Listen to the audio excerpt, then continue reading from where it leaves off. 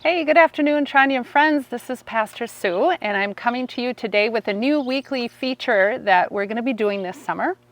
And I'm calling it Patio Ponderings. And the patio that I am out on this very warm day is the prayer garden by the church. So I hope that if you have never come back here to see this, that you do. It's a lovely spot.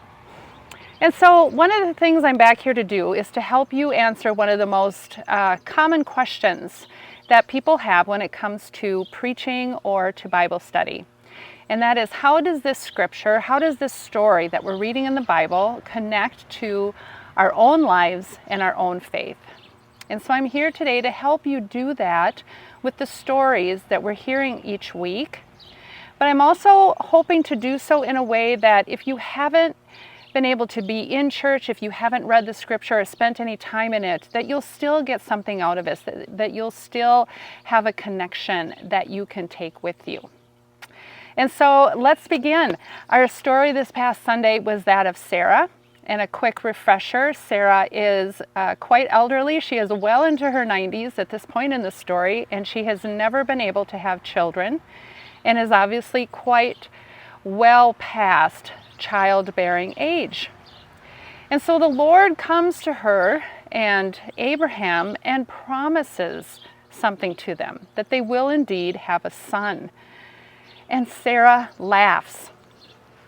And so here's what the question I'd like to have us ponder first today.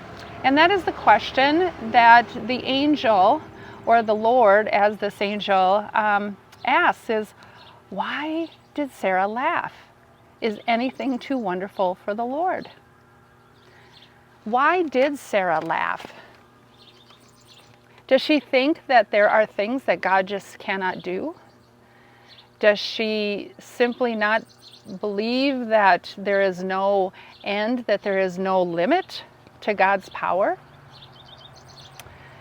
Well, here's another perspective I'd like you to consider. So,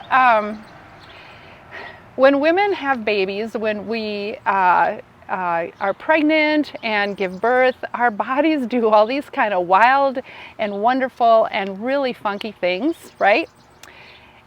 And when I think about a 99-year-old body trying to do all these things, to carry a baby, to give birth to a baby, it could seem a bit comical, maybe frightening. And so I wonder, does Sarah laugh because she sees some kind of limits to herself in this promise that is just beyond her capabilities, that she's the one with limitations? So how about you? When you think about God's work in your life, when you hear the promises of what God can do in your life and in our world, do you laugh? Do you laugh in disbelief because you think there's some kind of limitations to what God can do?